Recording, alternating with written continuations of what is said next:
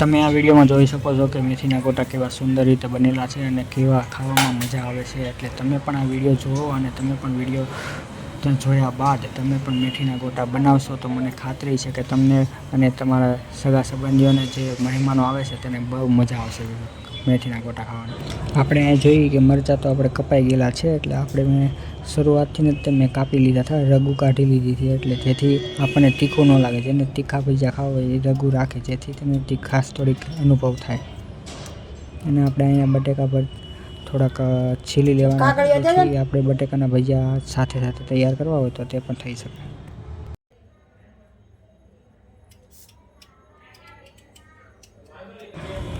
બહુ જ શાનદાર રીતે ભજીયા તૈયાર થવાના છે, જે તમે ઘરે પણ તૈયાર કરી શકો છો. તે તમે જે હોટલોમાં તમે જે ભજીયા ખાવશો એવા જ ત્યાં તૈયાર થવાના છે, તે તમે જોતા રહો અને તમે પણ તૈયાર કરી શકો છો. આમાં ચણાનો લોટ, પાણી અને મેથી આપણે એડ કરી લીધેલી છે અને સારી રીતે મિક્સ કરી લીધેલી છે. અને બાજુમાં આપણે એક નાના વાટકાની અંદર આપણે થોડું લીંબુનું પાણી કાઢી લઈશું અને સાથે તેમાં મોરસ અને ખાંડ, જેને ખાંડ કહેવાય છે, ખાંડ આપણે ઉમેરીશું અને થોડુંક મીઠું આપણે ઉમેરીશું, જે પ્રમાણે આ વિડીયોમાં દેખાઈ ગયેલું છે.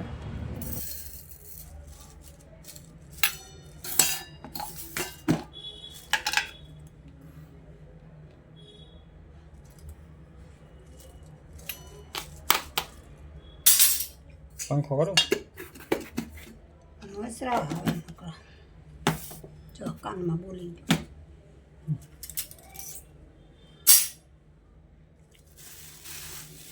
ઉપરવાળા ભાઈનો ફોન આવ્યો હતો, આવી ગયા.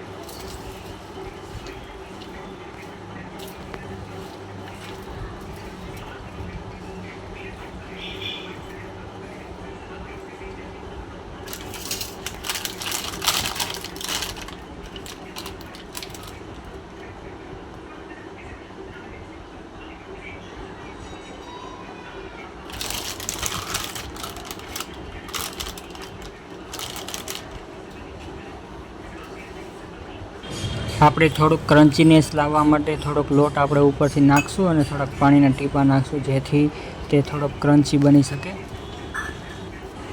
આપણે હવે સારી રીતે તેને હલાવી લઈશું.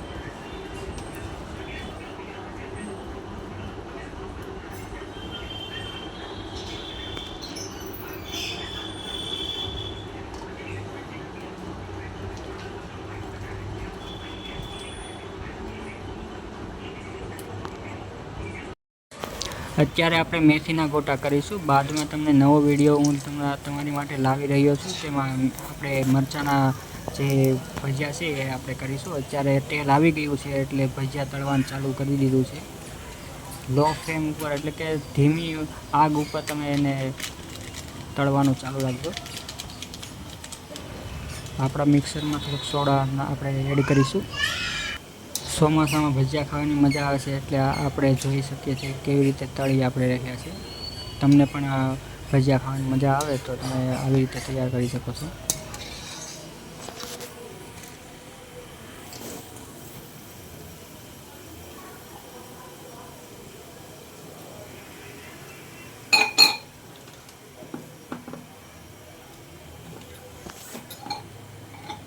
બોલો.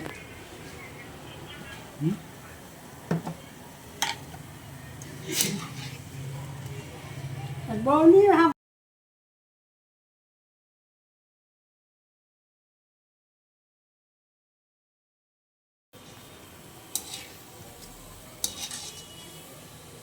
ફોન હટાવી લેતા.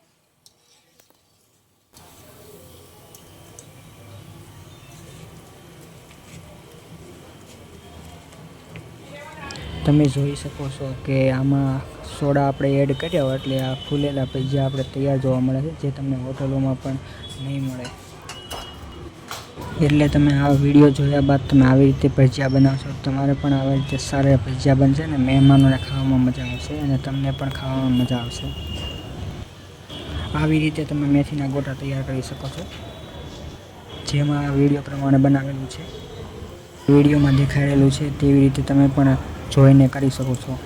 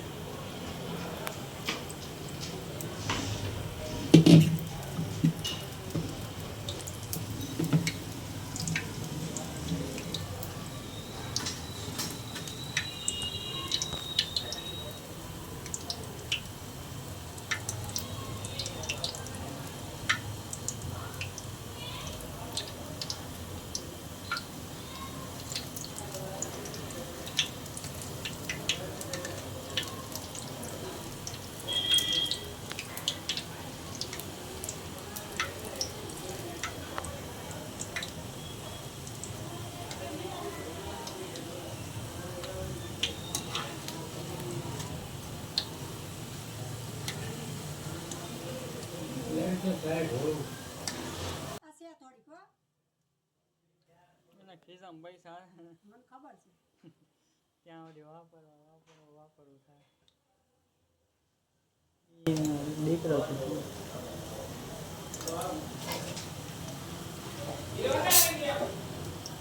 દઈ દેવા.